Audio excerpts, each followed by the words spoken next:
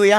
மீண்டும் உங்கள் ஒவ்வொருவரும் கர்த்தராகிய இயேசு கிறிஸ்துவினுடைய பரிசுத்த நாமத்தினாலே நாங்கள் வாழ்த்தி நாங்கள் வரவேற்கிறோம். ஆமென். கடந்த ஒரு சில வாரங்களாக உன்னுடைய இருதயம் அதிசயப்பட்டு பூரிக்கும் அப்படின்னு சொல்லி கர்த்தர் நம்முடைய இருதயத்தில் அதிசயப்பட்டு பூரிக்கக்கூடிய ஒரு சில காரியங்களை குறித்து பேசும்படிக்கு அவர் செய்தார்.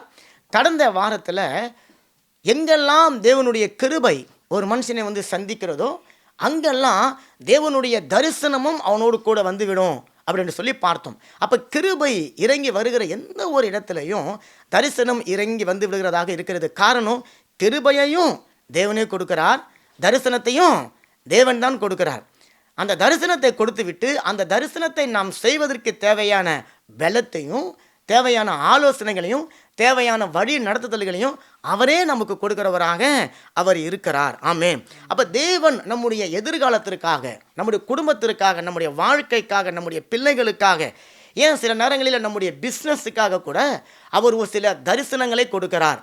அப்போ தரிசனம் என்று சொல்லி பார்க்கும்போது ஏதோ ஆவிக்குரிய வாழ்க்கையில் ஏதோ தரிசனம் என்று சொன்னால் அப்படியே ஒரு பெரிய காரியம் அப்படின்னு நினைக்கிறோம். கிடையாது.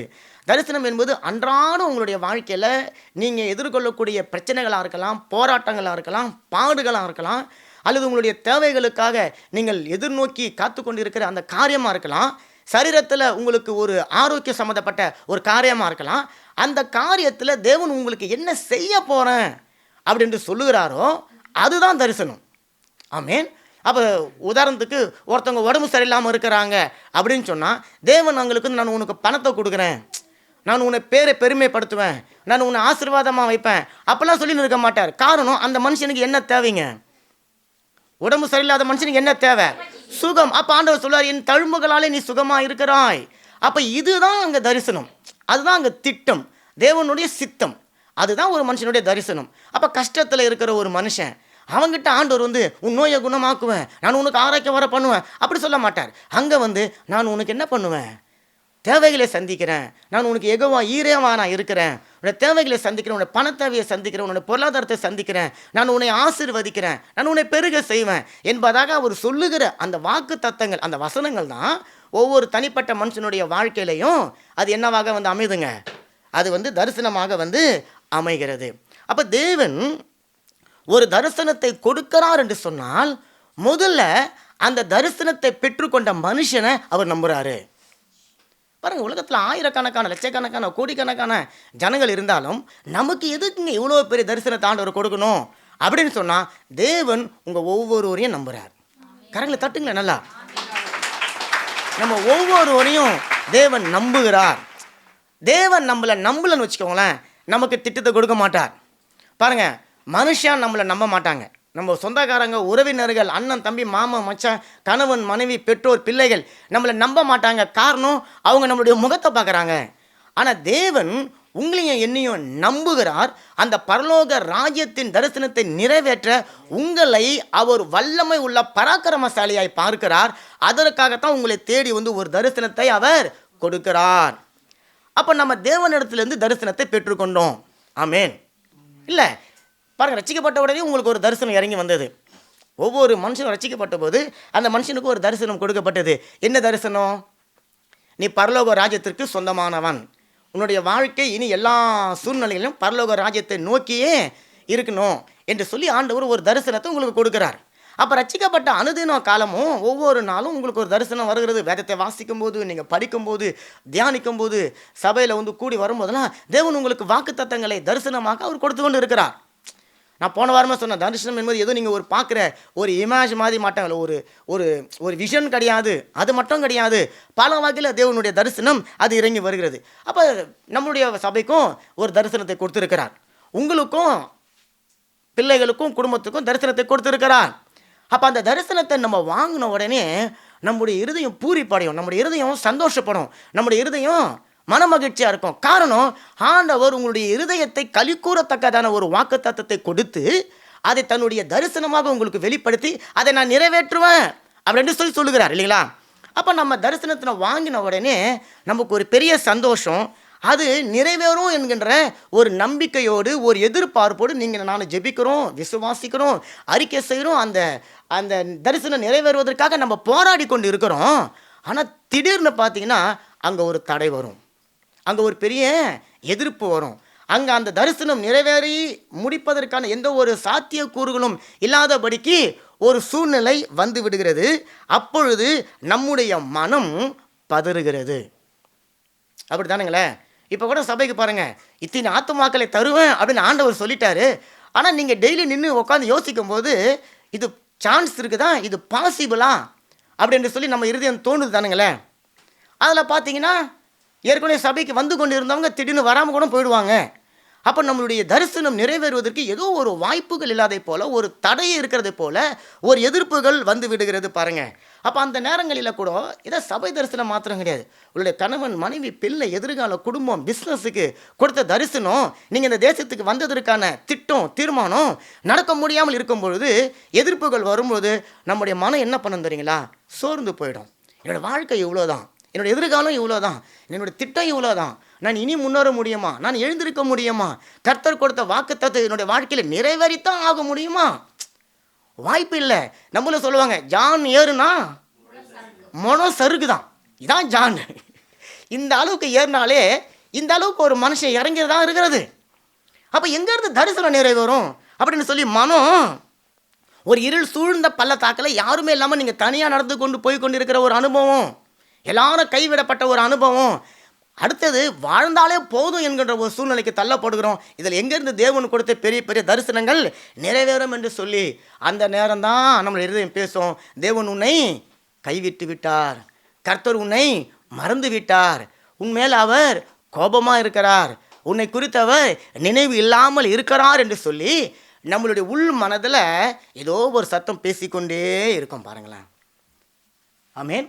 இன்னைக்கு பாட்டு பாடணும், மறப்பேனும் உமது அன்பை. அப்போ அவருடைய அன்பை நாமளே மறக்காமல் இருக்கிறோம்னு சொன்னால், கல்வாரி சிலுவையில் நமக்காக தன்னுடைய ஜீவனை கொடுத்தவர் உங்களை என்னைய மறப்பாரோ, ஒரு நாளும் மறக்க மாட்டார். நல்ல காரியங்களை தட்டுங்க, அவர் ஒரு நாளும் மறக்க மாட்டார். ஆமேன். காரணம், கல்வாரி சிலுவையில் உங்களை என்னையும் பெற்றெடுத்ததற்கான ஒரு நோக்கம் என்ன தெரியுங்களா, கல்வாரி சிலுவையோடு உங்களுடைய என்னுடைய வாழ்க்கை முடிந்து விடக்கூடாது, அதைவிட மேன்மையான பரலோக ராஜ்யத்தினுடைய புத்திரர்களாக, பரலோக ராஜ்யத்தில் பிதாவாகிய தேவனுடைய பிள்ளைகளாக நீங்களும் நானும் வாழ வேண்டும் என்பதற்காக அவர் உங்களுடைய என்னுடைய வாழ்க்கையில் முடிந்து போன ஒரு இடத்திலிருந்து ஒரு துவக்கத்தை வைத்து ஒரு புதிய தரிசனத்தை கொடுத்து உங்களையும் என்னையும் அவர் பலப்படுத்துகிறவராக அவர் இருக்கிறார். அப்போ தேவன் தாமதிக்க மாட்டார், தேவன் உங்களை மறக்க மாட்டார், தேவன் உங்களை கைவிட மாட்டார். ஆனால் தாமதம் வரும்போது நாம தான் அப்படி நினச்சிக்கிறோம், சூழ்நிலைகளை பார்த்து நாம தான் அப்படி நினச்சிக்கிறோம். தேவன் நம்மை அசட்டை பண்ணுகிறவர் கிடையாது, தேவன் நம்மை ஒதுக்கிறவரும் நிராகரிக்கிறவரும் கிடையாது. சில தடைகள் நம்முடைய வாழ்க்கையில் வருவது நம்முடைய வாழ்க்கைக்கு நல்லது, நம்முடைய ஆவிக்குரிய வாழ்க்கைக்கு நல்லது, நம்முடைய விசுவாச வாழ்க்கைக்கு நல்லது.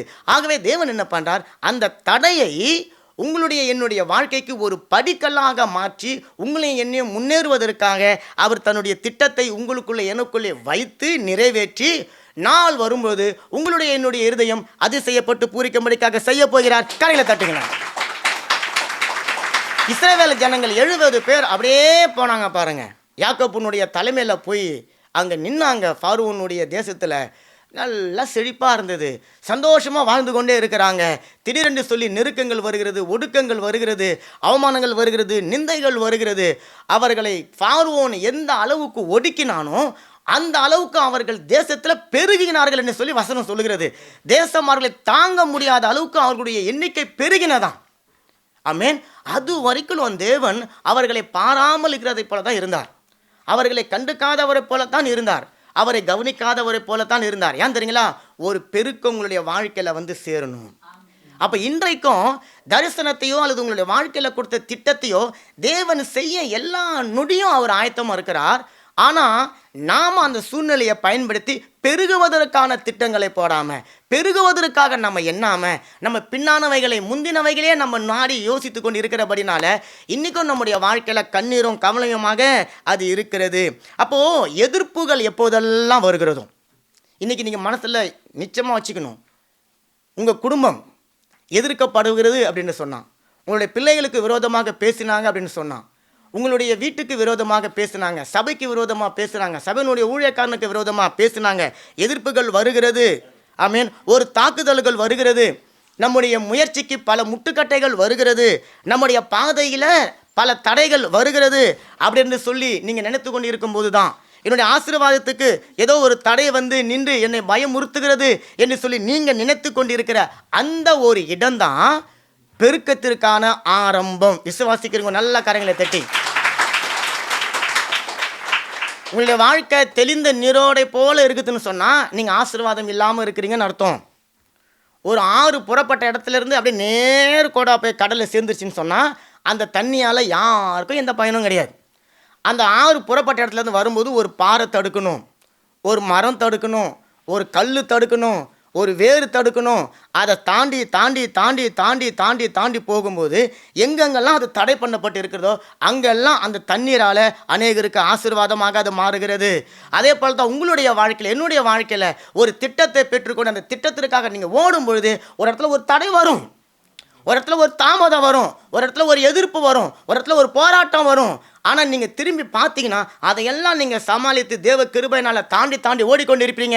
அந்தந்த இடத்துல தேவன் உங்களுக்கு ஆசீர்வாதங்களை வைத்து உங்களை கொண்டு அநேகரை ஆசீர்வதிக்கும்படிக்காக அவர் எழும்புகிறார். ஆமென். அப்போ எந்த இடம் உங்களை நிறுத்துகிறதோ அந்த இடம்தான் உங்களுடைய ஆசீர்வாதத்தை துவங்குகிற ஒரு இடமாக அது மாறுகிறது.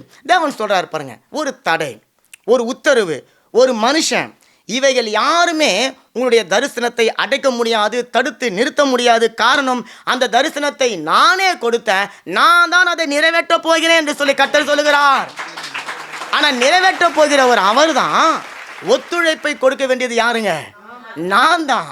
தரிசனத்தை சுமந்து கொண்டு இருக்க வேண்டியது நான், அந்த தரிசனத்தை வலை செய்ய வேண்டியது நான், அதற்காக ஏங்கி கொண்டிருக்க வேண்டியது நான், அதற்காக ஜெபிக்க கொண்டிருக்கிறது நான். ஆண்டவர் சொல்றார், அந்த தரிசனத்தை நான் நிறைவேற்றி முடிப்பேன். ஆமென். ஆனால் இன்னைக்கு என்ன பிரச்சனைன்னு சொன்னால், நிறைய பேர் தரிசனத்தை பெற்றுக்கொள்ளும் போது சந்தோஷப்படுகிறோம், அந்த தரிசனத்தை தேவன் நிறைவேற்றுவார் என்று சொல்லி ஏங்கி கொண்டு இருக்கிறோம், அந்த தரிசனம் நம்முடைய வாழ்க்கையில் நிறைவேறும் என்று சொல்லி நம்பி கொண்டு இருக்கிறோம். ஆனால் அந்த தரிசனம் நிறைவேறுவதற்கு தாமதமாகவோ அல்லது தடையாகவோ ஏதோ ஒரு காரியம் வரும்பொழுது நாம் என்ன பண்ணுறோம், அந்த தரிசனத்தை விட்டு ஓடி ஒளிந்து விடுகிறோம். ஒரு சில காலங்கள் அந்த தரிசனத்தையே நம்ம மறந்து போகிறவராக நம்ம இருக்கிறோம். யோனாவை எடுத்துக்கொள்ளுங்களேன், பெரிய தீர்க்கதரிசிலாம் அவர் கிடையாது. ஆமென். யோனா ஒரு தீர்க்கதரிசி. யோனாவுக்கு தேவன் கொடுத்த தரிசனமே என்னதுங்க? நினிவே பட்டணத்தார் மனம் திரும்பணும்பா, அதுக்காக நீ போய் அவங்களுக்கு பிரசங்கம் பண்ணு அப்படின்னு சொன்னால், இவர் என்ன பண்ணுறாரு, நினிவே என்கின்ற தேவனுடைய வழி அவருக்கு கஷ்டமாக இருக்கிறது, இந்த தரிசனம் நிறைவேறுவதற்கான எந்த சான்ஸும் இல்லை என்பதாக நினைத்து கொண்டு தர்ஷீஷ் என்கின்ற அவர் இருதயத்துக்கு விருப்பமான ஒரு இடத்தை நோக்கி அவர் ஓடுகிறார். கப்பலில் ஆரம்பிச்சிட்டார், பிரயாணம் சூப்பராக இருந்துச்சு. அவர் நினச்சிட்டார், தேவனுடைய தரிசனம் அவ்வளோதான், நாம் மட்டும் எஸ்கேப் ஆகிடுவோம் அப்படின்னு சொல்லி அவர் போயின்னு இருக்கிறார். ஒரு தடை வருகிறது. ஆமென். அந்த தடை தான் யோனாவை மறுபடியும் நினைவுக்கு அனுப்புகிறதாக அது இருக்கிறது. அப்போ நல்லா நீங்கள் நினச்சிக்கொள்ளுங்களேன், தரிசனத்திலிருந்து ஓடி ஒளிவது தேவனுடைய சித்தம் அல்ல, தரிசனத்தை நிறைவேற்றி முடிப்பது தேவனுடைய ஒரு சித்தம். நம்ம எங்கே ஓடினாலும் ஒளிய முடியாதுங்க. நம்ம எங்கே போய் பயந்து கொண்டிருந்தாலும் தேவனுடைய கண்களுக்கு மறைவாக இருக்க முடியாது. ஆமென். காரணம், தாயின் வயிற்றில் இருட்டில் இருந்தபோதே உங்களுடைய கருவை அவருடைய கண்கள் கண்டதுன்னு சொன்னால் உலகத்தில் நீங்கள் எங்கே போய் மறைஞ்சிருக்க முடியும்? ஆண்டவர் சிலருடைய கண்களுக்கு மறைவாக ஒன்றுமே இல்லை, ஒன்றுமே இல்லை, எதுவுமே இல்லை. அப்போ ஆண்டவர் சொல்கிறார், தரிசனத்தை கண்டு நீ ஓடுனன்னு சொன்னால் நீ வேணா திருப்தி படலாம், உன்னை குறித்து நான் திருப்தி படவே மாட்டேன். அப்படி தான் பாருங்கள், இஸ்ரவேலுக்கு ஒரு ராஜாவை தேர்ந்தெடுத்து அபிஷேகம் பண்ணுவதற்காக காத்து கொண்டு இருக்கும்போது சவுல் ஓடி போய் ஒளிந்து கொண்டிருந்தாராம். எங்கே ஒளிந்து கொண்டிருந்தாருங்க? எங்கே ஒளிந்து கொண்டிருந்தாருங்க? இரும்பு தடவாளங்கள் இருந்த இடத்துல ஒளிந்து கொண்டிருந்தாராம். இரும்புக்கு பின்னாடி மறைந்து கொண்டிருந்தாராம்.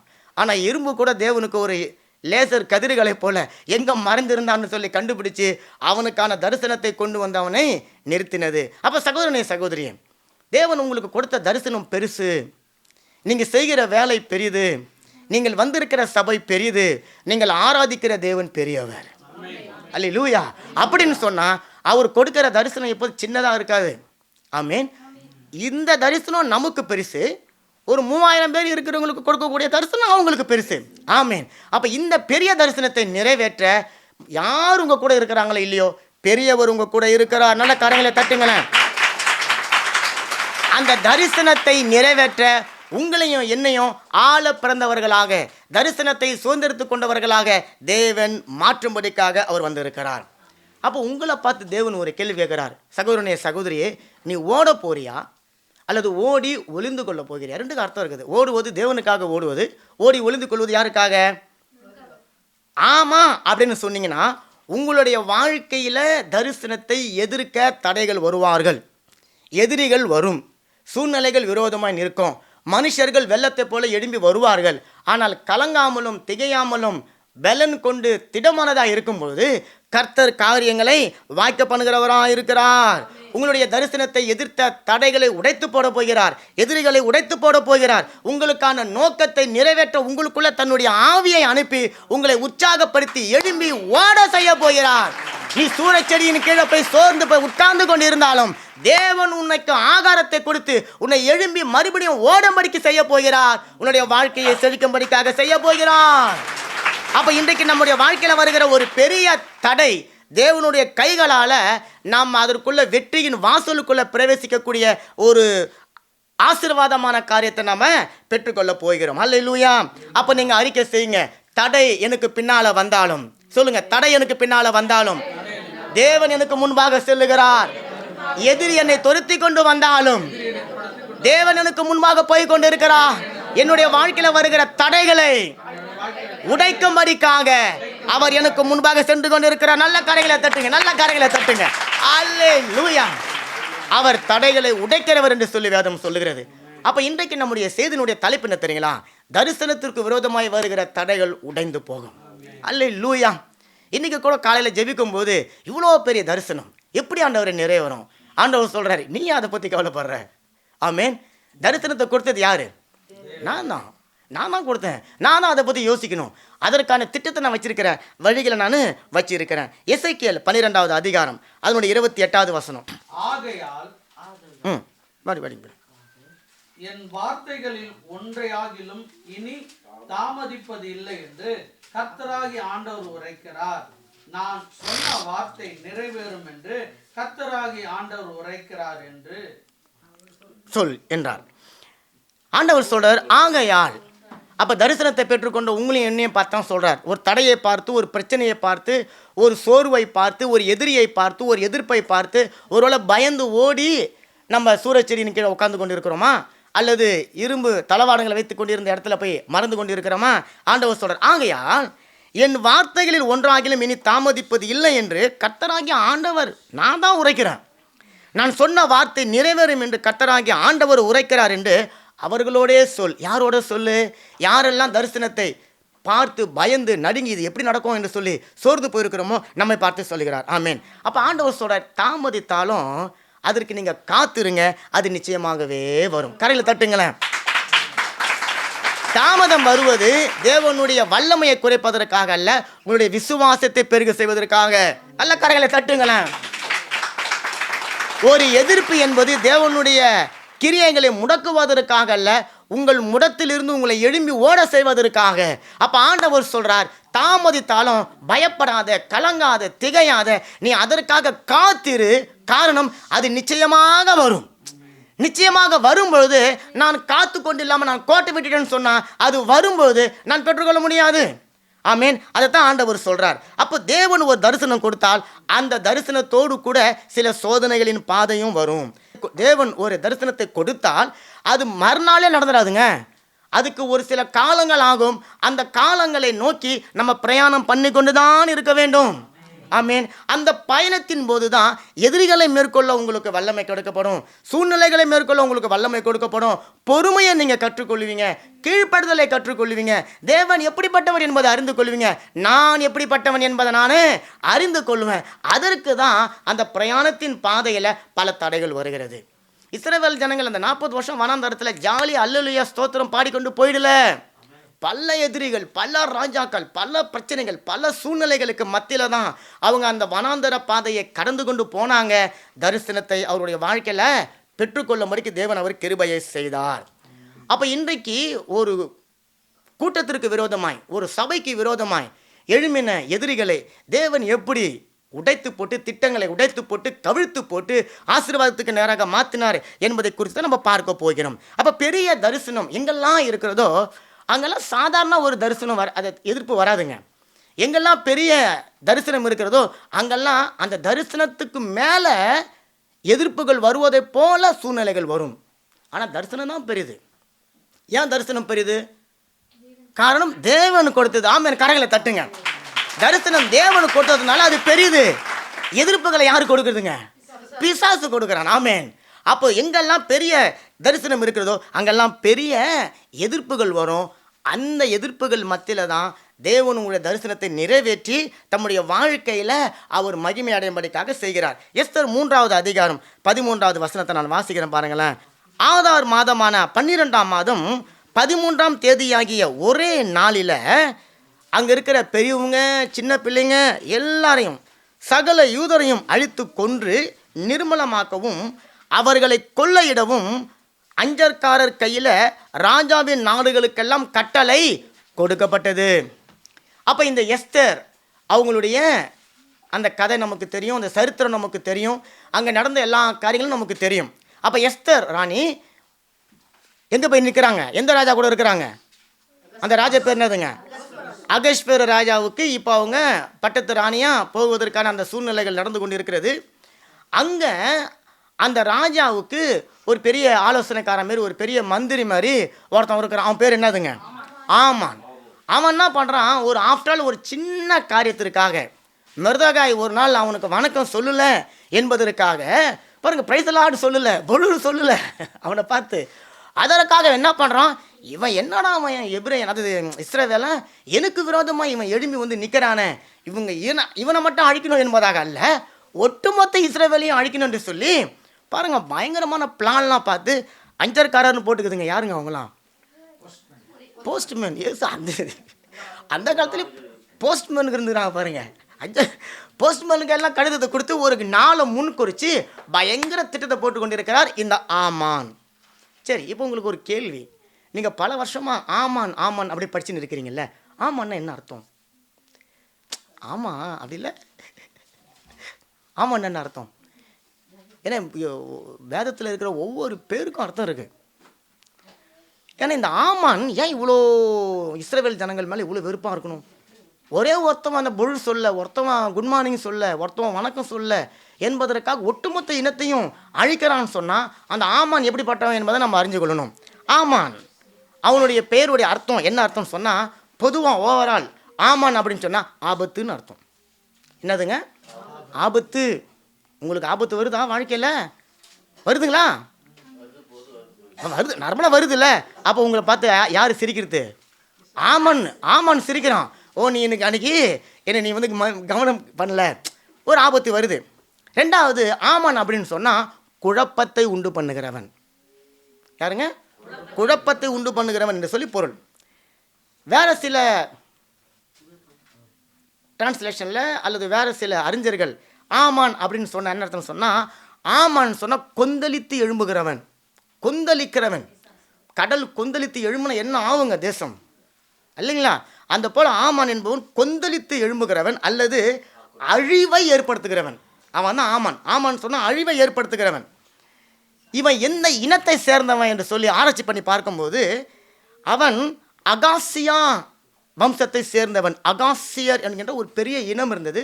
அந்த இனம் இஸ்ரவேலருடைய பரம எதிரியாக, இஸ்ரவேலரை எழும்பவே செய்யக்கூடாது என்பதாக நினைத்து அவர்களை அழிக்கும்படிக்காக நினைத்து கொண்டிருக்கிற ஒரு இனம் தான் இந்த அகாசியா என்கின்ற ஒரு இனம். இவர்கள் இஸ்ரவேலருடைய பழைய எதிரிகள்.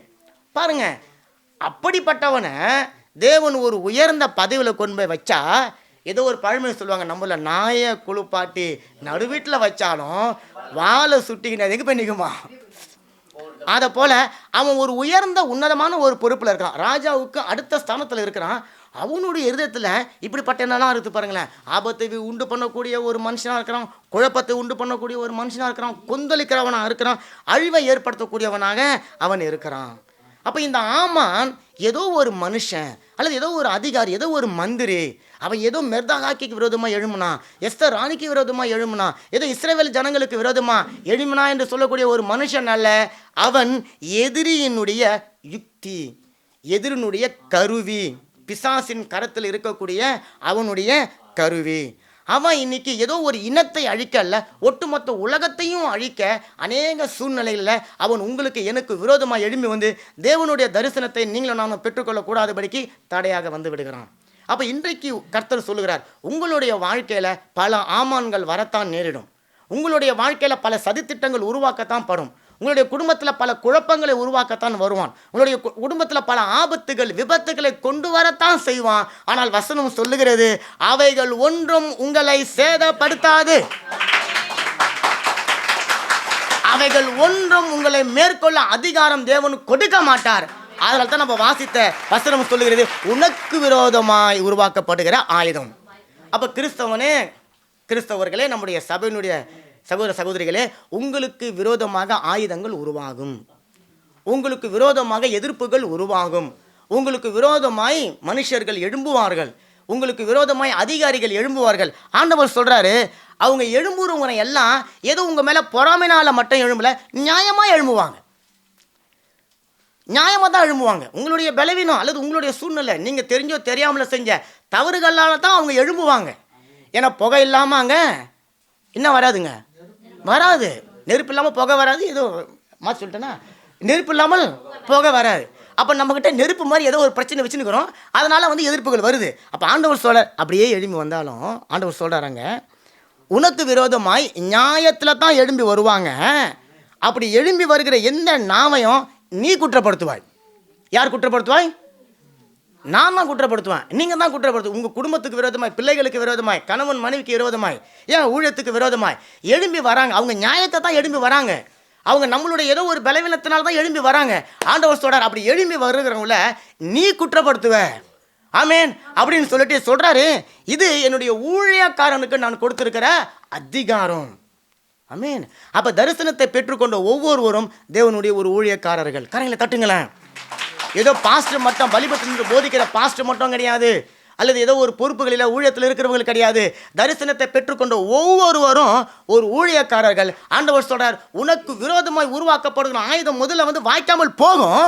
ரெண்டாவது, அப்படியே அது எழும்பி வந்தாலும் அப்படி எழும்பி வருகிற மனுஷனை நீ குற்றப்படுத்துவ, நான் உனக்கு அதிகாரம் கொடுக்குறேன் அப்படின்னு சொல்லி ஆண்டவர் சொல்றாருங்க. மனுஷன் கொடுத்த அதிகாரமே வல்லமை உள்ளதாக இருக்கும்போது தேவன் கொடுத்த அதிகாரம் எப்படி இருக்குங்க? பராக்கிரமம் உள்ளதாக இருக்கும். அல்லேலூயா. ஆண்டவர் கொடுத்த வல்லமை பராக்கிரமம் உள்ளதாக அது இருக்கிறது. ஆமேன். அப்போ அநேக ஆமான்கள் உங்களுடைய என்னுடைய வாழ்க்கையில் வந்து நம்மை அழிக்க பின்னாடி சதித்திட்டங்கள் போட்டுக்கொண்டு தான் இருப்பாங்க.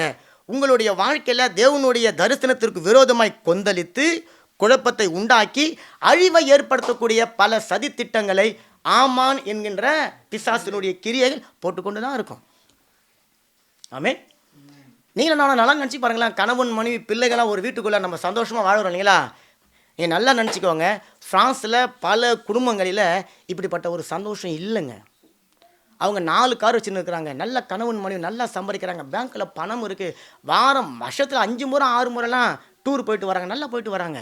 ஆனால் அவங்களுடைய குடும்பத்தில் போய் பாருங்களேன், கணவன் தனியாக, மனைவி தனியாக, பிள்ளைகள் தனியாக உடைக்கப்பட்டு குடும்பங்கள் சிதறடிக்கப்பட்டு வாழ்ந்து கொண்டிருக்கிறது. பேருக்கு தான் அவங்க குடும்பம், காரணம் அவங்களை சுற்றிலும் ஆமான் இருந்து கொண்டிருக்கிறது. ஆனால் உங்களையும் என்னையும் தேவன் அவருடைய வெளியேற பெற்ற பரிசுத்த ரத்தத்தை நம்ம வீட்டு நிலைக்கால்களில் வைத்திருக்கிறபடினால சங்கார தூதன் என்கின்ற ஆமான் வருவான். அவன் நம்ம வீட்டை பார்த்து கடந்து போகும்படிக்கு தேவன் கிருபை தருகிறார். கரையை தட்டுங்க. அதனால தான் இன்னைக்கு நீங்களும் நானும் சந்தோஷமாகவும் சமாதானமாகவும் நம்ம வீட்டில் வாழ்ந்து கொண்டு இருக்கிறோம். அப்போ சென்ற வாரம் நான் சொல்லியிருந்தேன் பாருங்களேன், அன்னை மரியாளுக்கு தேவன் ஒரு கிருபையை கொடுத்த மாத்திரத்தில் அவர்களுக்கு ஒரு தரிசனம் கொடுக்கப்பட்டது. என்ன தரிசனம் கொடுக்கப்பட்டது? அன்னை மரியாளுக்கு என்ன தரிசனம் கொடுக்கப்பட்டது? நீ ஒரு குழந்தையை பெற்றெடுப்பாய், அந்த குழந்தைக்கு இயேசு என்று நீ பேரிடணும். இயேசுன்னு சொன்னால் என்ன அர்த்தங்க? ஜனங்களுடைய பாவங்களை ரட்சிக்க நான் உனக்கு ஒரு தரிசனம் கொடுக்குறேன், அந்த தரிசனத்தை நீ பெற்றெடுக்க போற, பெற்றெடுக்கிற அந்த தரிசனத்துக்கு பேர் இயேசு, இதை நீ செய்யணும் என்று சொல்லி ஒரு தரிசனத்தை கொடுத்துட்டாரு. ஆனால் மரியாளுக்கு அந்த குழந்தைய பெற்று எடுத்த பிறகும் சமாதானமாக இருந்திருப்பாங்கன்னு நினைக்கிறீங்க? குழந்தை கருவில் உருவாகின உடனே அவங்களுக்கு முதல்ல பிரச்சனை ஆரம்பித்து விட்டது. சொந்த ஊரை விட்டு ஓடி எலிசபெத் இருக்க வேண்டிய ஊருக்கு போக வேண்டியதாக இருந்தது. திரும்ப அங்கேருந்து நிறை மாத கர்ப்பிணியாக இருக்கும்போது இங்கேருந்து எங்கே ஓட வேண்டியது, திரும்ப அங்கேருந்து எங்கெங்கே ஓடி வர வேண்டியது, பிள்ளை பிறந்த உடனே எவனோ ஒருத்தன் சாவடிக்க போகிறான்னு சொல்லி ஓடி வந்து திரும்ப அங்கேருந்து தப்பிச்சு ஓட வேண்டியது இல்லைங்களா? அவங்களுடைய வாழ்க்கை ஃபுல்லாக அந்த இயேசு என்கின்ற ஒரு தரிசனத்தை பெற்றெடுக்க ஓடிக்கொண்டே இருக்கிறவங்களாக இருந்தாங்க. எங்கேயும் நின்று இலைப்பாறுதலுக்கு உட்பட்டு அவங்க இருக்கவே இல்லை. அவர் பிறந்து வளர்ந்து வாலிபத்தில் ஆன பிறகு பார்த்தா அவங்களுடைய தரிசனங்கள் எல்லாம் நிர்மூலமாகும்படிக்கு, அவருக்கு கர்த்தர் கொடுத்த திட்டங்கள் எல்லாம் உடைந்து போகத்தக்கதாக பல எதிர்ப்புகள் அவருடைய வாழ்க்கையில் வந்து கொண்டு இருந்தது. பாருங்களேன், கணவன் இறந்து போனார், ஆமென். ஆனாலும் அந்த பிள்ளைகளால் இயேசு என்கின்ற தரிசனம் நிறைவேறுவதற்கு ஒரு சில தடைகள் வந்தாலும் இறுதி வரையில் அந்த தரிசனத்தை நோக்கி அந்த அம்மா இருந்தாங்க. வேதம் சொல்லுகிறது, எப்போதெல்லாம் தரிசனத்தை குறித்து தேவன் வெளிப்பாடுகளை கொடுத்து கொண்டோ வந்தாரோ அப்பொழுதெல்லாம் வசனம் சொல்லுகிறது, மரியாள் அதை தன்னுடைய இருதயத்தில் வைத்து வைத்து காத்து கொண்டாள். ஆமென். அப்போ பாருங்களேன், மரியாள் அந்த தரிசனத்தை வைத்து வைத்து இருதயத்தில் காத்து கொண்டதற்கான பிரதான நோக்கம் என்ன தெரியுங்களா? தரிசனத்துக்கு விரோதமாய் வந்த சூழ்நிலைகளை பார்க்கல, தரிசனத்துக்கு விரோதமாய் வந்த எதிர்ப்புகளை பார்க்கல, தரிசனத்துக்கு விரோதமாய் வந்த மனுஷர்களை பார்க்கல, மாறா தரிசனம் தந்தவரை பார்த்தாள், தரிசனத்தை நிறைவேற்றுகிறவரை நோக்கி பார்த்தாள். அப்போ சகோதரனே சகோதரி, இன்னைக்கு நீங்கள் எப்படி இருக்கிறீங்க? நீங்கள் எப்பெல்லாம் சூழ்நிலையை பார்க்குறீங்களோ அப்போல்லாம் உங்கள் தரிசனம் கையை விட்டு போகும். ஆனால் எப்போ நீங்கள் தரிசனம் கொடுத்தவரை நோக்கி பார்க்குறீங்களோ அப்போ தான் உங்களுடைய சூழ்நிலை உங்களை விட்டு விலகி போகும். நல்ல கரைகளை தட்டுங்களேன். அவங்க தரிசனத்தையும் தரிசனம் தந்தவரையும் மனசில் வச்சு ஜெபித்து கொண்டு இருந்தாங்க. அதனால் அவருடைய வாழ்க்கையில் தரிசனம் தடைபடலை, மாறா தடைகள் தடைப்பட்டு போனது. ஆமேன். அதே போல தான் இஸ்ரவேல் ஜனங்களுடைய வாழ்க்கையில் விரோதமாய் ஆமான் ஒரு உத்தரவை போட்டான். ஆமேன். ஒரு பெரிய உத்தரவு பாருங்க, ஒட்டுமொத்த இஸ்ரவேல் ஜனங்களும் அழிக்கக்கூடியத்தக்கதான ஒரு பெரிய திட்டத்தை அவன் போட்டு வைத்திருந்தான் என்று சொல்லி வசனம் நமக்கு சொல்லுகிறது. ஆனாலும் அவன் போட்ட உத்தரவை விட தேவன் தந்த தரிசனம் பெரியது. ஆமேன். அந்த தரிசனம் அந்த உத்தரவை மீறும்படிக்கான பலனை அவர்களுக்கு தந்தது. அல்லேலூயா. அதான் நம்ம வாசித்த வசனம் சொல்லுது பாருங்க, விரோதமாய் ஆயுதங்கள் எழும்பும், மனிதர்கள் எழும்புவார்கள், சூழ்நிலைகள் எழும்பும், ஆனாலும் அவைகள் ஒன்றும் உனக்கு விரோதமாய் வாய்க்காதே போகும். நல்ல கரையில தட்டுங்க. நல்லா தெரிஞ்சுக்கோங்க, நம்முடைய வாழ்க்கைக்கு விரோதமாய் பிசாசு கொண்டு வருகிற எந்த திட்டமும் அது வாய்க்காமல் போகும். உன்னுடைய பொருளாதாரத்துக்கு விரோதமாய், சரீர ஆரோக்கியத்திற்கு விரோதமாய், பிள்ளைகளுடைய படிப்புக்கு விரோதமாய், வேலைக்கு விரோதமாய், கணவன் மனைவி உறவுக்கு விரோதமாய், ஏன் பிள்ளைகளுடைய திருமண காரியத்துக்கு விரோதமாய், ஆசீர்வாதத்துக்கு விரோதமாய் தடைகளும் தாமதங்களும் வரத்தாங்க செய்யும். வந்தாதான் நம்ம கிறிஸ்தவங்க, வரலன்னு சொன்னா கிறிஸ்து இல்லாதவங்க. ஆமேன். அப்ப அந்த தடைகளும் தாமதங்களும் வந்தாதான் இயேசு ஜெயம் எடுத்தது போல உங்களையும் என்னையும் ஜெயம் எடுக்கும்படிக்கு கர்த்தர் உதவி செய்வார். இப்ப தடை வந்து விட்டது. அந்த தடையை யாரோ ஒரு மனுஷனை கொண்டு தேவன் உடைக்க போறது கிடையாது. அந்த தடையை உங்களை கொண்டு தான் உடைக்க போறார். உங்களுக்குள்ள இருந்து ஒருவரை எழுப்பி தான் அதை உடைக்க போகிறார். அப்படித்தான் இஸ்ரவேல் ஜனங்களுக்கு ஒரு பெரிய ஆபத்து, ஒரு பெரிய தடை வந்த உடனே தேவன் அங்க ஒரு பெண்ணை எழுப்புகிறார். அந்த பெண்ணு பேர் தான் எஸ்தர். 4ஆம் அதிகாரம் எஸ்தர் 4:14 சொல்லுகிறது. ஒருத்தங்க வாசிச்சிருங்க. நீ இந்த காலத்திலே மௌனமாயிருந்தால் யூதருக்கு சகாயமும் ரட்சிப்பும் வேற இடத்திலிருந்து எழும்பும். அப்பொழுது நீயும் உன் தகப்பன் குடும்பத்தாரும் அழிவீர்கள். நீ இப்படிப்பட்ட காலத்துக்கு உதவியா இருக்கும்படி உனக்கு ராஜ மேன்மை கிடைத்திருக்கலாமே, யாருக்கு தெரியும் என்று சொல்ல சொன்னான். நீ இந்த காலத்திலே மௌனமாய் இருந்தால், இந்த கேட்டுக்கொண்டிருக்கிற சகோதரனே சகோதரியே, தரிசனத்தை பெற்றுக்கொண்டு நம்ம சந்தோஷத்தோடு வீட்டுக்கு போயிட்டோம். ஆனால் ஆண்டவர் சொல்றார், இந்த தரிசனத்தை பெற்றுக்கொண்டு இந்த காலத்தில் நீ மௌனமாக இருந்தா இஸ்ரவேலர் என்று சொல்லக்கூடிய ஜனங்களுக்கு ரட்சிப்பு நம்ம மூலியமாக கிடைக்காதான், வேற யார் மூலியமாவும் தேவனுக்கு கிடைக்கும்படி செஞ்சிடா. சிம்பிளா நம்ம சபைக்கு வர வேண்டிய ஜனங்களை நாம தேடி போய் சபையில் கொண்டு வரலன்னு சொன்னால் அந்த ஜனங்களை வேற யாராவது சேர்ந்து போய் அவங்க சபையில் சேர்த்து கொள்வாங்க. ஆண்டவர் சொல்கிறான், எப்போ அப்படி நீங்கள் ஒரு மௌனமாக இருக்கிற சூழ்நிலை வந்துச்சுன்னு சொன்னால் அங்கே சொல்கிற, அப்போது நீயும் உன் தகப்பன் குடும்பத்தாரும் அழிவீர்கள். ஓகே, நீ இப்படிப்பட்ட காலத்துக்கு உதவியாக இருக்கும்படி உனக்கு ராஜ மேன்மை கிடைத்திருக்கலாமே, யாருக்கு தெரியும். அப்போ இன்றைக்கு தேவன் உங்களையும் என்னையும் ரட்சித்ததுக்கான ஒரு நோக்கம் என்ன தெரியுங்களா? நீங்களும் நானும் யாரையோ விடுவிக்கும்படிக்காக, யாரையோ மீட்கும்படிக்காக உங்களுக்கும் எனக்கும் ஒரு ராஜ மேன்மை கொடுக்கப்பட்டு இருக்கிறதுங்க. அது என்னங்க அந்த ராஜ மேன்மை? ஆமேன். உங்களுக்கு கொடுக்கப்பட்டிருக்கிற ராஜ மேன்மை என்னதுங்க? ரட்சிப்புங்க. இது நான் சொல்லியிருக்கிறேன், சாரால் ஒரு குழந்தையை பெற்று எடுப்பதற்கு சமம் ஒரு மனுஷன் ரட்சிக்கப்படுவது. அப்போ சாரால் குழந்தையை பெற்றெடுத்த உடனே 10 பிள்ளை பெற்றெடுத்த அந்த அம்மா அப்பால சந்தோஷப்படுவாங்களா? அல்லது எப்படி சந்தோஷப்படுவாங்க? காணாத ஒரு புதையலை கண்டதை போல பயங்கர இருதயம் அதிசயப்பட்டு பூரிக்கும் இல்லைங்களா? அப்படிப்பட்ட பூரிப்புக்குள்ளாக நீங்களும் நானும் இருக்கத்தக்க ஒரு ராஜமேன்மை என்ன தெரியுங்களா? ரட்சிப்பு கொடுக்கப்பட்டது. மாத்திரமல்ல, நீங்களும் நானும் உலகத்துக்கு உரியவர்கள் அல்ல என்று சொல்லி இயேசு சொல்றாரு. நீங்களும் நானும் உன்னதத்துக்கு உரியவர்கள், பரலோக ராஜ்யத்தினுடைய சொத்துங்க. எல்லாவற்றுக்கும் மேலாக நீங்களும் நானும் இயேசு கிறிஸ்துவுடைய வித்துக்களுங்க. அது எவ்வளோ பெரிய ஒரு ராஜ மேன்மை. ஆண்டவர் சொல்றார், இந்த ராஜ மேன்மை உனக்கு கொடுக்கப்பட்டதுக்கான நோக்கம் என்ன தெரியுமா?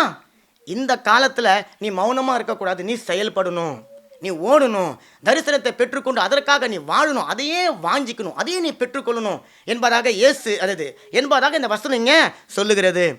தேவன் எஸ்தரை ராஜா வீட்டில் கொண்டு போய் வைத்தது போல இங்க இருக்கிற பல எஸ்தர்களை தேவன் தன்னுடைய வீட்டில் கொண்டு வந்து வைத்திருக்கிறார். கரைகளை தட்டுங்களேன். இதுதாங்க அவருடைய வீடு, அதுதான் அவருடைய வீடு. உமது வீட்டில் தங்கி இருக்கிறவர்கள் பாக்கியவான்கள். காரணம், எப்போதும் அவர்கள் உம்மை துதித்து கொண்டு இருப்பார்கள். நல்ல கரையை தட்டுங்களேன். அப்போ உமது வீடு யாரு வீடு? அது தேவனுடைய வீடு.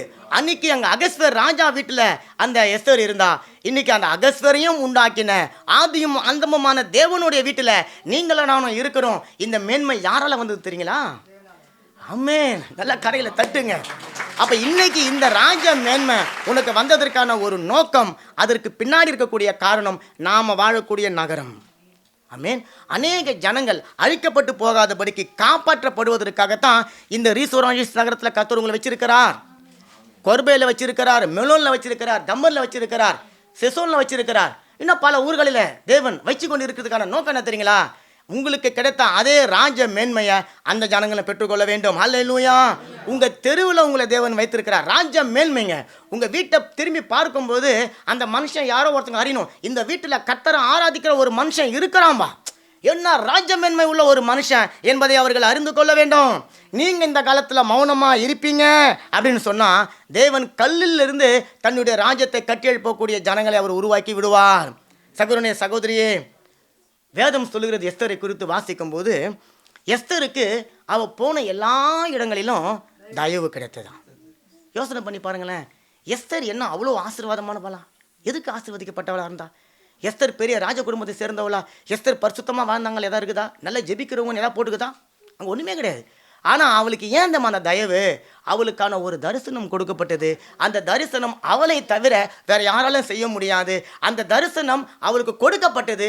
ஆனால் அவளை தூண்டுவதற்கு, அவளை உற்சாகப்படுத்துவதற்கு, அவள் மேலே எரிய வைக்கக்கூடிய ஒரு காரியம் இல்லாமல் இருந்தபடினால தரிசனமாகவே இருந்தது. இப்போ அவளை அனல் மூட்டணும், அவளை எழும்ப செய்யணும். அப்போ எஸ்தர் தான் அந்த தரிசனத்தை நிறைவேற்ற போகக்கூடியவள். அப்போ இன்றைக்கு யாரெல்லாம் எஸ்தருங்க? ஆனாந்தெல்லாம் பெண்ணாந்தெல்லாம் நாம தான் எஸ்தர். ஆண்டவர் சொல்ற, உங்களை கொண்டு என்னை கொண்டு தான் அந்த தரிசனத்தை நிறைவேற்ற போகிறார். அதற்காகத்தான் உங்களுக்கு மனுஷனுடைய தயவு கிடைத்திருக்கிறது. ஆமென். அப்போ அந்த மனுஷனுடைய தயவு வீணா போவதற்காக கிடையாதுங்க, அது விண்ணுக்கு போவதற்காக. அல்லேலூயா. அந்த தயவு தான் உங்களையும் என்னையும் பரலோக ராஜ்யத்துக்குள்ளார பிரவேசிக்க செய்ய போகிறது. அப்போ அந்த தயவு அவளுக்கு கிடைத்தது. தயவுன்னு சொன்னால் வேற ஒரு பேரில் கிருபை அவளுக்கு கிடைத்தது. கிருபை கிடைத்த மாத்திரத்திலே கூடவே என்ன வந்துடுங்க? இல்லை, கிருபை கிடைத்த மாத்திரத்திலே கூட தரிசனம் வந்துடும். இப்போ அவளுக்கு தரிசனம் வந்துருச்சு. இப்போ அந்த தரிசனத்தை அவள் பெற்றுக்கொள்வதற்கு அவளுக்கு வளர்ப்பு தகப்பனாக இருக்கக்கூடிய மொர்தெகாய் என்கின்ற ஒரு மனுஷனை அவளுக்கு முன்னாடியே தேவன் அங்கே கொண்டு போயிட்டார். மொர்தெகாய். சரி, ஆமான்னு சொன்னால் என்ன அர்த்தம்னு பார்த்தோம் இல்லைங்களா? என்ன அர்த்தம் ஆமான்னு சொன்னால்? அழிக்கிறவன், தடை, கொந்தளிக்கிறவன், ஆபத்துன்னு சொல்லி பார்த்தான். மொர்தெகாய் என்னன்னு அர்த்தம் தெரியணும்ல? மொர்தெகாய் அப்படின்ற பேருக்கு என்ன அர்த்தம் அப்படின்னு சொன்னீங்கன்னா ஒரு சில அர்த்தம் மட்டும் சொல்கிறேன். மொர்தெகாய் அப்படின்னு சொன்னால் விடுவிக்கிறவர். மொர்தெகாய்ன்னு சொன்னால் விடுதலை செய்யக்கூடியவர். மொர்தெகாய்ன்னு சொன்னால் ஆபத்தை முன் அறிந்து செயல்படக்கூடியவர். மொர்தெகாய்ன்னு சொன்னால் உங்களை ஊக்கப்படுத்துகிறவர், உங்களை உற்சாகப்படுத்துகிறவர். இந்த பேரையெல்லாம் இன்னும் ஒரு நபருக்கு நீங்கள் வச்சு அவரை நீங்கள் கம்பேர் பண்ண முடியும். யாருங்க அது? கர்த்தராக இயேசு கிறிஸ்து. ஆமென். பாருங்க, மொர்தெகாய் எஸ்தருடைய வளர்ப்பு தகப்பன். அவனுக்கே இவ்வளோ காரியங்களை வச்சு தேவன் அந்த வீட்டில் கொண்டு வச்சிருப்பாருன்னு சொன்னால், உங்களுடைய என்னுடைய வீட்டில் வச்சிருக்கிற நம்முடைய பரம தகப்பன் விடுதலையின் நாயகன், விடுதலை தரக்கூடியவர், விடுதலையின் நாயகன். அவர் உங்களையும் என்னைய கொண்டு வந்து வீட்டில் வச்சிருக்கிறாருன்னு சொன்னா உங்களுக்கு முன்னறிக்கிறாரு, எதையோ உங்களுக்கு சொல்லி கொடுக்குறாரு, எதையோ உங்கள்கிட்ட அறிவுறுத்துறாரு, உங்களை எதுல இருந்து விடுவித்துட்டாரு. இப்போ உங்களை கொண்டு யாரையோ விடுவிக்க போறாருங்க. மொர்தெகாயுடைய வேலையை பாருங்க. அவன் ராஜா ஸ்திரியை உற்சாகப்படுத்துவதற்காக இருக்கிறான். தரிசனம் மொர்தெகாய் மூலமாக தேவன் எஸ்தருக்கு கொடுத்தாரு. ஆனா தரிசனத்தை நிறைவேற்ற போறது யாருங்க? எஸ்தர். இப்போ எஸ்தர் தரிசனத்தை வாங்கிட்டு 3 முக்கியமான காரியம் செய்கிறா. நம்ம அதை வேகமாக பார்ப்போம். முதல்ல எஸ்தர் உண்ணாவிரதம் இருக்கிறார், அது உபவாசம் இருக்கிறார், சாப்பிடாமல் இருக்கிறார். அது எதை குறிக்குதுன்னு சொன்னால் ஜபத்தை குறிக்கிறது. 2வது ராஜாவை எப்படியெல்லாம் சந்திக்கணும் அப்படின்னு சொல்கிறார். அது எதை குறிக்கிறது? கிரியையை குறிக்கிறது அல்லது விசுவாசத்தை குறிக்கிறது. 3வது அதற்கு முன்பாக தேவனை நோக்கி பார்க்கணும் என்று சொல்லி அவர் தீர்மானம் எடுக்கிறார். அது எதை குறிக்கிறது? தீர்மானத்தை குறிக்கிறது. அப்போ ஒரு தரிசனம் ஒரு மனுஷனுடைய வாழ்க்கையில் ஒரு சபையில் நிறைவேறணும்னு சொன்னால் இந்த 3 இருக்கணும். முதல்ல அங்கே ஜெபம் இருக்கணும், 2வது அங்கே கிரியை அல்லது விசுவாசம் இருக்கணும், 3வது தீர்மானம் இருக்கணும். அந்த தீர்மானம் அல்லது அர்ப்பணிப்பு இருக்கணும். ஒரே ஒரு பெண்ணினுடைய ஜெபம் மொர்தெகாய் என்கின்ற ஒரு மனுஷனுடைய உற்சாகத்தினால அக்கினியா எழுப்பப்பட்டு இஸ்ரவேல் தேசத்தார் அன்னைக்கு ஏதோ ஒரு தேசத்தில் இல்லைங்க, எத்தனை தேசத்தில் இருந்தாங்க? 127 தேசத்தில் இருந்தாங்க. அத்தனை தேசத்தில் இருக்கிறவர்களையும் ஒரே நாளில் விடுதலை பண்ணுதுன்னு சொன்னா, நம்மை இந்த தேசத்தில் கொண்டு வந்து வைத்திருக்கிற தேவன் இந்த தேசத்தில் நம்மை விடுதலை பண்ணக்கூடியவர்களாக அவர் மாற்றப் போகிறார். உங்களை கொண்டு தேவன் இந்த தேசத்தை அசைத்து பார்க்க போகிறார். ஒரே ஒரு பெண்ணுடைய ஜெபம் ஒரு ஜனக்கூட்டத்தை காப்பாற்றினது. ஒரே ஒரு மனுஷனுடைய திட்டம், அழிவான திட்டம், அது ஜனங்களை அழிக்க முற்பட்டது. அப்போ நடந்தது உங்கள் எல்லாருக்கும் தெரியும் பாருங்களேன். அப்போ ஆமான் மொர்தெகாயை அழிப்பதற்காக ஒரு தூக்கு மேலேயே உருவாக்குகிறான். தேவன் எஸ்தர் ராணிக்கு ஒரு சில விசேஷ ஞானங்களை கொடுத்து இந்த சூழ்நிலையில் எப்படி செயல்படணும். இப்போ நம்ம வந்து முக்கியமாக இந்த சம்பவத்தில் விரோதிகள் எப்படி அழிந்தாங்கன்னு தான் பார்க்க போகிறோம். இந்த சம்பவத்தை ஒரு நாள் தியானிப்போம். அப்போது ஆமான் ஒரு தூக்கு மேடையை ஆயத்தப்படுத்தி வச்சுட்டு மொர்தெகாயை எப்படி இன்னைக்கு சாவடிக்க போகிறன்ற திட்டத்தோடு வரான்.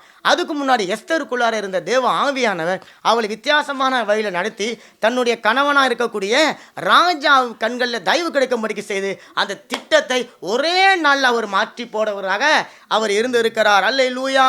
அப்போ ஆமான் உருவாக்கின அந்த தூக்கு மேடையிலேயே அவன் மரித்து போனான். வசனம் சொல்லுகிறது காரியம் மாறுதலாய் ஆனது. கடையில் தட்டுங்களேன்.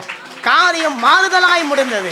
உங்களுக்கு விரோதமாய் திட்டத்தை போட்டு வச்சிருக்கிறாங்க, உங்களுக்கு விரோதமாய் சூழ்நிலை பண்ணி வச்சுருக்காங்க. நிறைய குடும்பங்கள் பாருங்களா, அன்றைக்கி பேசின ஒருத்தவங்க சொன்னாங்க, எங்களுக்கு பில்லி சூன்யம் வச்சுட்டாங்க, எங்களுக்கு செய்வினை வச்சுட்டாங்க, எங்களுக்கு அதை வச்சுட்டாங்க, இதை வச்சுட்டாங்க. நான் சொன்னேன், அவங்க எதை வேணாலும் வைக்கட்டும், நீங்கள் உங்கள் நம்பிக்கை தேவன் மேலே வைங்க. இல்லை வச்சது யாருங்க? ஒரு மனுஷன் தானே வச்சான். ஆனால் உங்கள் கூட இருக்கிறது யாருங்க? பெரியவன். அப்போ அவன் எதை வேணா வைக்கட்டும், நீங்கள் உங்கள் விசுவாசத்தை தேவன் மேலே வைங்க. அவன் எதை வேணா வைக்கட்டும், உங்கள் நம்பிக்கை தேவன் மேலே வைங்க.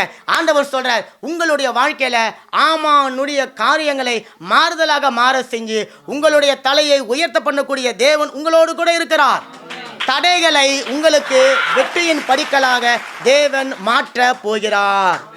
எஸ்தர் 9ஆம் அதிகாரம் 1 வசனம் இப்படியாக சொல்கிறது, ராஜாவின் வார்த்தையின்படியும் அவனுடைய கட்டளையின்படியும் செய்யப்படுவதற்கு ஆதார் மாதம் என்கின்ற 12ஆம் மாதம் 13ஆம் தேதியில் யூதரின் பகைஞர் அவர்களை மேற்கொள்ளலாம் என்று நம்பினார்களோ அந்த நாளில் தானே யூதரானவர்கள் தங்கள் பகைஞர்களை மேற்கொள்ளும்படிக்கு காரியம் மாறுதலாக முடிந்தது. நல்ல கரைகளை தட்டுங்க, நல்ல கரைகளை தட்டுங்களேன், நல்ல கரைகளை தட்டுங்களேன். அல்லேலூயா, அல்லேலூயா. அந்த காரியம் மாறுதலாய் முடிந்ததற்கு 2 மனுஷால் முக்கியமானவங்க. ஒன்று மொர்தெகாய், இன்னொன்று எஸ்தர். எஸ்தர் முன்னாடி இருந்து காரியங்களை செய்கிறார், மொர்தெகாய் பின்னாடி நின்று காரியங்களை செய்கிறவராக அவர் இருக்கிறார். மொர்தெகாய் சண்டைக்கு நேரடியாக போகல, அவர் ராஜாவின் இடத்துல போய் நேரடியாக போகல, அவர் ராஜாவின் இடத்துல போய் நிற்கல, மாறா மொர்தெகாய் ஜெபத்தில் நிற்கிறார். பார்த்தீங்களா? இன்றைக்கு சபையில் ஜெபத்தில் நிற்கிறாங்க பார்த்தீங்களா? அவர்களை வச்சு தான் பல யுத்தங்களை கர்த்தர் ஓய பண்ணுகிறவராக இருக்கிறார். ஜெபத்தில் நிற்கிற ஒரு மனுஷனை, ஒரு மனுஷியை கொண்டு தான் தேவன் சபையில் ஒரு பெரிய எழுப்புதலை கட்டளையிடக்கூடியவராக அவர் இருக்கிறார். மொர்தெகாயை பற்றி வேதத்தில் அதிகம் சொல்லப்படலைங்க, ஆனால் அவர் ஜெபத்தினுடைய மேன்மை வேதத்தில் இருக்கிறது. அவர் ஜெபித்து கொடுத்த ஆலோசனையை எஸ்தர் கேட்கிறாள். அல்லேலூயா. அவர் ஜெபத்தில் நிற்கிறவராக அவர் இருக்கிறார் பாருங்க. அவர் கூறின ஒரே ஒரு வார்த்தை எஸ்தருடைய இருதயத்தில் ஒரு அக்கினியாக எழுமினது பாருங்க. அவர் சொல்றார், இந்த நேரத்திற்காகத்தான் எங்கேயோ ஏழ்மையில இருந்த உன்னை கொண்டு வந்து தேவன் ராணியா வச்சிருக்கிறார். உங்களையும் அப்படித்தாங்க. எங்கேயோ ஏழியா இருந்தீங்க. ஏழுன்னு சொன்னா உலக பிரகாரமா இல்லை, ஏதோ ஏழ்மையில இருந்த உங்களை தேவன் தேவன் கிருபையாய் கொண்டு வந்து சந்திச்சு சபையில ராணியா வச்சிருக்கிறாருங்க, ராஜாவா வச்சிருக்கிறாருங்க, ஆசாரியாரா வச்சிருக்கிறார், லேவியரா வச்சிருக்கிறாருங்க. அல்லேலூயா, அல்லேலூயா. பெரிய பணக்காரனுக்கு கிடைக்காத ஒரு பெரிய சிலாக்கியத்தை தேவனுக்கு கொடுத்துருக்காரு. என்ன தெரியுங்களா? தேவனுடைய நாமத்தை கூவி அழைக்கக்கூடிய புத்திரர்கள் என்ற பாக்கியத்தை கொடுத்திருக்கிறார். அவன் சொல்றான், இதுக்காகத்தாமா நீ ராணியா வந்திருக்கிற. அப்ப ஆண்டவர் உங்களை பார்த்து சொல்றாரு, இந்த தரிசனம் நிறைவேறுவதற்காகத்தான் ரெகபோத்துக்குள்ள கர்த்தர் உங்களை கொண்டு வந்திருக்கிறார். ஹல்லேலூயா. இந்த வார்த்தை பாருங்களேன், எஸ்தருடைய இருதயத்தில் அக்கினியா இறங்குச்சுங்க. ஆமா இல்லை, நான் அப்பா அம்மா இல்லாமல் ஒரு அனாதையை போல இருந்தேனே, என்னுடைய வளர்ப்பு தகப்பன் என்னை கொண்டு வந்து இந்த இடத்துல ராஜ மேன்மைக்குரிய ஒரு காரியத்தில் கொண்டு வந்திருக்கிறாரு அப்படின்னு சொன்னா, என் இனம் சொல்லுங்க, என் இனம், என் இனம். அப்போ உங்களுடைய இருதயத்தை எப்படி தோணும்? என் சபை சொல்லுங்க, ஏன் சபை, ஏன் சபை. நம்ம எல்லாரும் praise the Lord brother, praise the Lord சிஸ்டர்னு சொல்கிறோன்னு தெரியுங்களா? நம்ம எல்லாம் ஒரே அப்பாவுக்கு பிறந்தவங்க. கரையில் தட்டுங்களேன், தட்டுங்க தட்டுங்க தட்டுங்க. நம்ம எல்லாரும் ஒரே அப்பாவுக்கு பிறந்தவங்க. ஆமேன். அதனால தான் கலர் மாறலாங்க, நம்மளுடைய பேக்ரவுண்ட் எது வேணா இருக்கலாங்க. நல்லா கைகளை நல்ல கரையில் தட்டுங்க. உங்கள் அப்பா பேர் என்னதுங்க? ஏசு தான் நம்ம அப்பா.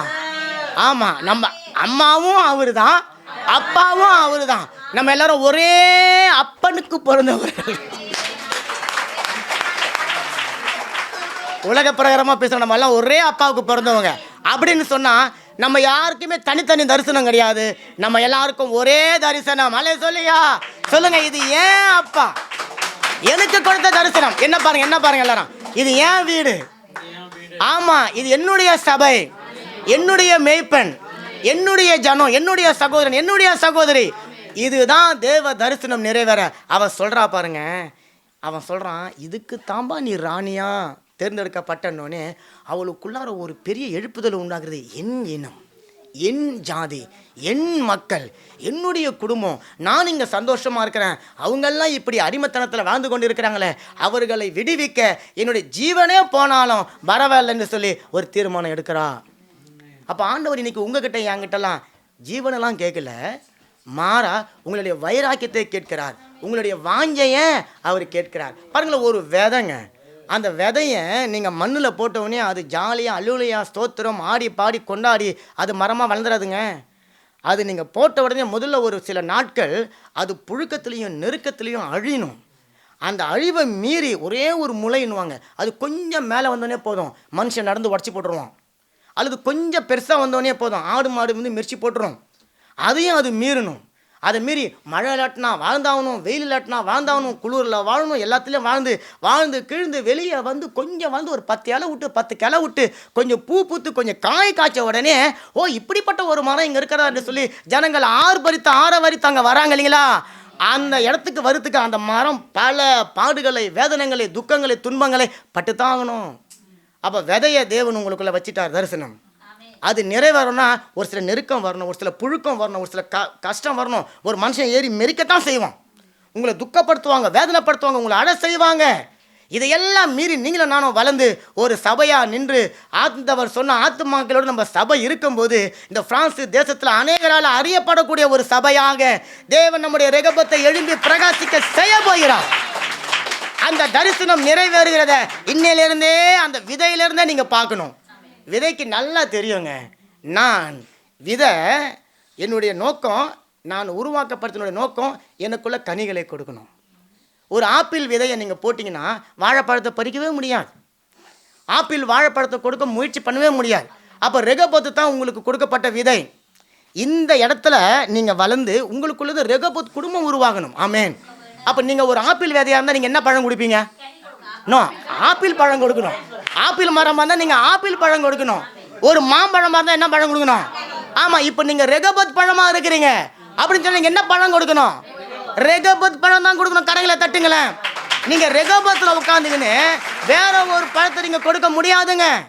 காரணம் உங்களுடைய நோக்கம் உங்களுக்குள்ள தன்னுடைய வித்தை வைத்த தேவனுடைய நோக்கம் ரெகோபோத்து பழம் தான் நீங்க கொடுக்கணும். கடையில தட்டுங்களேன். அப்ப பாருங்களேன், உங்களுடைய வாழ்க்கையில தடைகளை உடைக்க எங்கோ தூரத்துல இருந்து ஒரு மனுஷனை தேவன் கொண்டு வர போறது கிடையாதுங்க. எங்கெல்லாம் தடைகள் வருகிறதோ அங்கெல்லாம் விடுதலை கொடுக்கிற ஒருத்தவரை உங்களுக்குள்ளதான் வச்சிருக்கிறார் ஆண்டவர். அன்னைக்கு எஸ்தருக்கு விடுதலை கொடுக்கக்கூடியவனாக மொர்தெகாய் இருந்தாருங்க. இன்றைக்கு உங்களுக்கு எனக்கு விடுதலை கொடுக்கக்கூடியவர் யார் இருக்குதுங்க? நம்முடைய இரட்சகராகிய இயேசு கிறிஸ்து என்கின்ற ஒரே ஒரு இரட்சகர் தாங்க இருக்கிறார். அவர் உங்க கூட என் கூட இருக்கும்போது தடைகள் எல்லாம் நீங்க ஏறி போகக்கூடிய படிக்கட்டுகளாக மாறும். மொர்தெகாய் ஃபேமஸ் கிடையாதுங்க, ஆனா மொர்தெகாய்க்குள்ள இருந்த விசுவாசம் ஃபேமஸ் ஆனது. மொர்தெகாய் செயல்படுகிறதுல ஃபேமஸ் கிடையாது, அவன் செயல்படுத்த தூண்டுகிறதுல ஃபேமஸ் ஆனவன். பாருங்க, அந்த மனுஷன் ஒரே ஒருத்தனுடைய வார்த்தை எஸ்தர் ராணியை தன்னுடைய ஜீவனையும் கொடுக்க தூண்டினதை போல இன்றைக்கு என்னுடைய வார்த்தை பரிசுத்த ஆவியானவர் மூலமாக பேசக்கூடிய இந்த வார்த்தை உங்களுடைய இருதயத்தில் ஒரு எழுப்புதலை கொடுக்கும் என்று சொன்னால் நீங்க தான் எஸ்தர் ராணி. கரையில் தட்டுங்களேன். நீங்க தான் இஸ்ரவேல் தேசத்துக்காக. அல்லேலூயா. பாருங்க, வெற்றி எஸ்தருடைய கையில தான் வரும். ஆமேன். எஸ்தர் மூலியமாகத்தான். அதனால தான் நம்மளுடைய சபையினுடைய ஜெபக்குழுக்கு என்ன பேருங்க? எஸ்தர் ஜெபக்குழு. அங்க என்ன ஜெபிக்கிறோமோ அந்த ஜெபம் தான் சபையினுடைய பெரிய ரெகோபோத்து பழங்களை கொண்டு வந்து கொடுக்க போகுது. நல்ல கரைகளை தட்டுங்களாம். மொர்தெகாய் தரிசனத்தை காத்தவர், மொர்தெகாய் தரிசனத்தை வெளிப்படுத்தினவர், மொர்தெகாய் தடையை முன்னறிந்தவர், மொர்தெகாய் தடையை வெளிப்படுத்தினவர். மொர்தெகாய் மனுஷனை நம்பல, தேவனை நம்பினார். மொர்தெகாய் இறுதியில் வெற்றிக்கு சாட்சியாக இருந்தவர். இந்த மொர்தெகாயினுடைய எல்லா காரியமும் நம்முடைய அப்பாவாகிய நம்முடைய குடும்ப தலைவராகிய இயேசு கிறிஸ்துவினுக்குள்ள இருக்கிறது. அவர் நம்ம கூட இருக்கிறார். கடைகளை தட்டி அப்படியே எழுந்து நிற்கும். பாருங்களேன், ஜாதிகள் ஜனங்கள் அல்லேலூயா கர்த்தருடைய ஜாதிகளின் ஆலோசனைகளை விருதாவைக்கு ஜனங்களுடைய நினைவுகளை அவர் அவமாக்கி போடுகிறார். அல்லேலூயா.